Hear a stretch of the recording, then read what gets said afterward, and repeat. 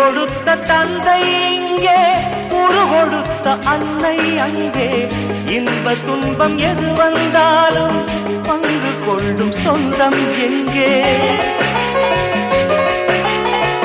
தாலாட்ட அன்னை உண்டு, சீராட்ட தந்தை உண்டு. இன்ப துன்பம் எது வந்தாலும் பங்கு கொள்ள நண்பன் உண்டு. ஒரு தாயின் பிள்ளை போல உருவான சொந்தம் கொண்டு வரும் காலம் யாவும் வெல்ல இணைந்த கைகள் என்றும் உண்டு.